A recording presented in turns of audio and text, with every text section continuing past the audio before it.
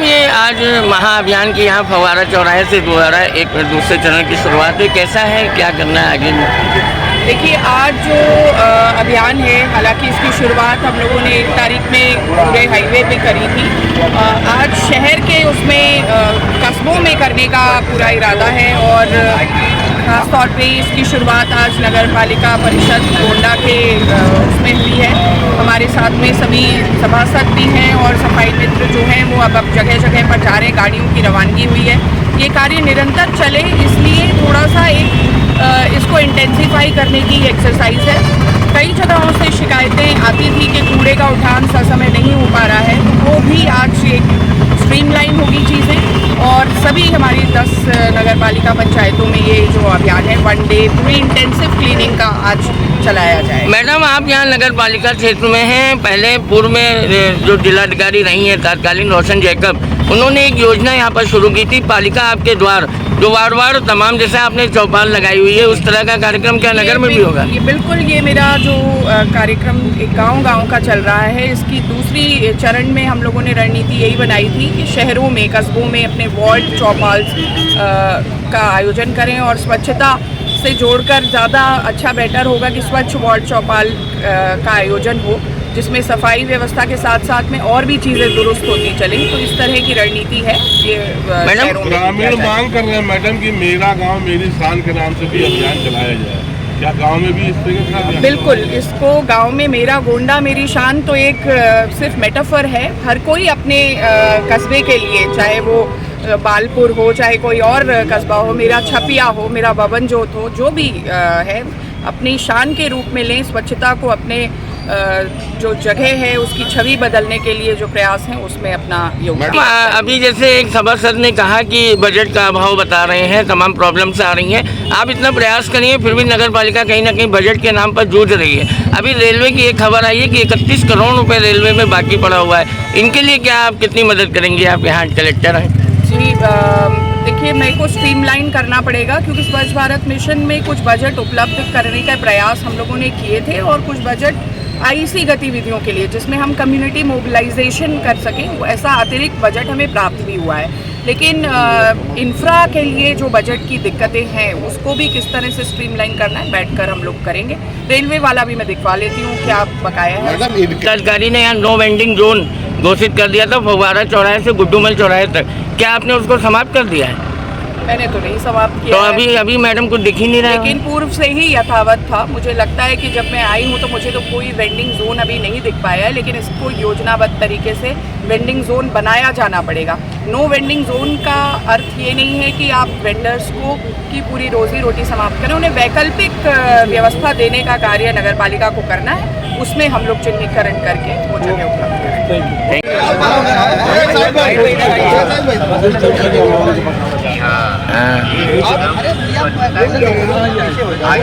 अरे भैया आप हटिए। Ma'am, role.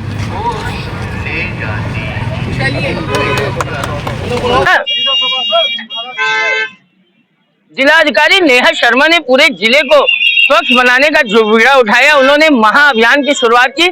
आज उसके दूसरे चरण में यहाँ नगर पालिका परिषद के फव्वारा चौराहे से शुरुआत की गई और तमाम जो कूड़ा गाड़ियां थी उनको यहाँ से रवाना किया गया। हमें पीछे देख सकते हैं कि ये नगर पालिका का जलकल है, वाटर वर्क है, और यहीं पर अभी जिलाधिकारी नेहा शर्मा आई थी और उन्होंने यहाँ खड़ी तमाम जो नगर पालिका के वार्ड की गाड़ियां थी, जो वार्ड में कूड़ा उठाने का काम करती है, कूड़ा ले जाने का काम करती है, ट्रांसपोर्ट का काम करती है, उन गाड़ियों को झंडी दिखाई और रवाना किया। फिर उन्होंने सीधा कहा कि नगर पालिका क्षेत्र में तमाम जो व्यवस्था है उसको सुदृढ़ करने के लिए यहाँ पर पालिका आपके द्वार जो कार्यक्रम है उसकी शुरुआत पुनः की जाएगी और सभी जो वार्ड के वासी हैं उनसे उनकी समस्याओं को जानकर उसके त्वरित निस्तारण के लिए उनके दरवाजे तक पूरा प्रशासन और नगर पालिका प्रशासन पहुंचेगा। इसके बाद उन्होंने अगर बजट का जब बात आई, जब बजट का सवाल हुआ तो उन्होंने स्पष्ट तौर पर कहा कि बजट के लिए भी शासन से मांग की जा रही है, बातचीत चल रही है और तमाम ऐसी स्कीमें यहाँ पर लागू की जाएंगी जिससे नगर पालिका को बजट की समस्या न आवे।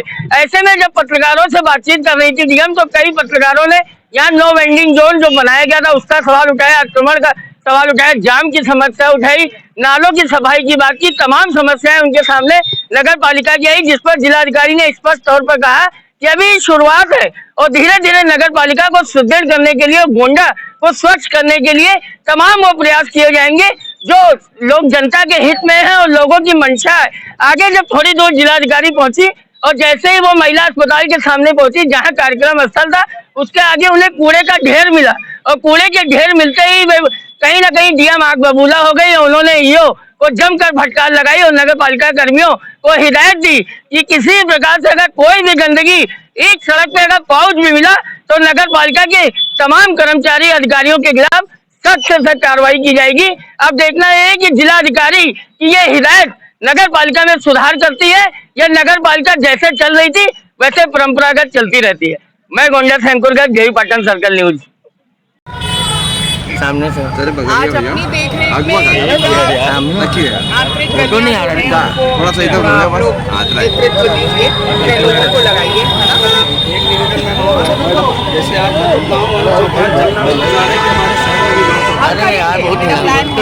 बताएं। नहीं बिल्कुल, कस्बों में भी वो प्लानिंग में है। ये प्रधान लोगों के पास बजट रहता है, सभासदों के पास कोई बजट नहीं होता है, सहयोग से ही सारा काम होता है। एक प्लानिंग होगी, बिल्कुल है मेरी प्लानिंग में, और हम लोग भी चाह रहे हैं कि शहर का भी ये अगस्त में खत्म हो जाएगा मेरा गाँव वाला भी। मैडम अभियान जो चलाया बहुत अच्छा, बहुत बहुत धन्यवाद। मैडम जो ये गाड़ी यहाँ लगी हुई है, ये गाड़ी अगर वार्डों में लगती अतिक्रमण का जो आप कह रहे हैं ना,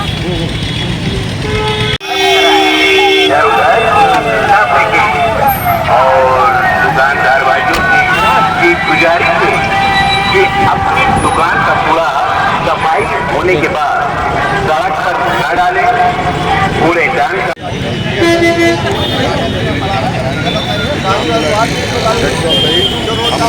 और लोग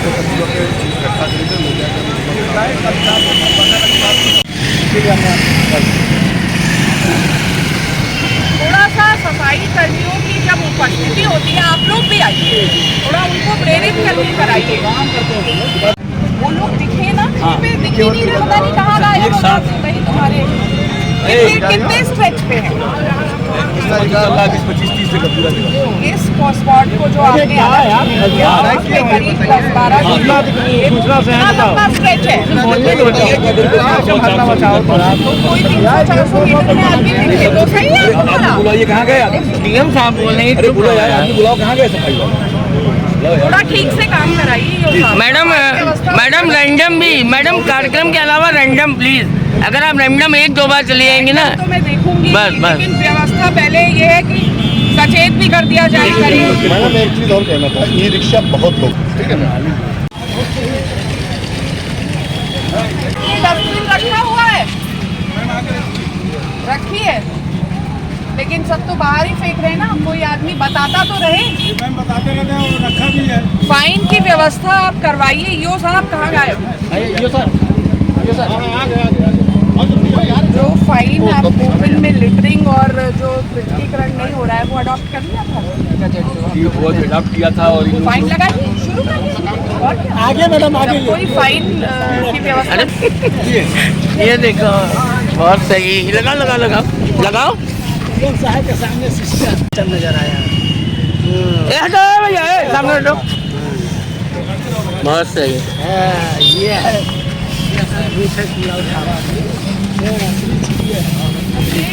देखो आप यहाँ पे लगाते हो, नाली में क्यों डालते हो?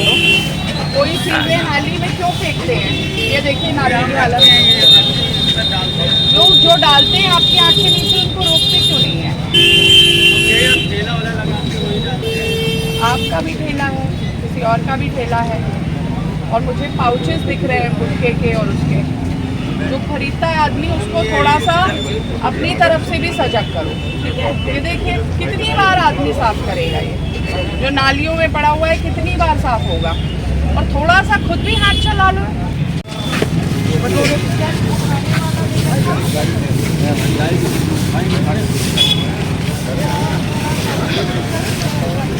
बहुत सही, गाड़ी देखो, हमें बात पक्का नहीं है। हट जाओ यार, सामने हट जाओ, क्या कर रहे हो आगे? अरे वो देखो ठोक रही हैं। कैसे करते हो इनसे वो हटवा के उठवाने?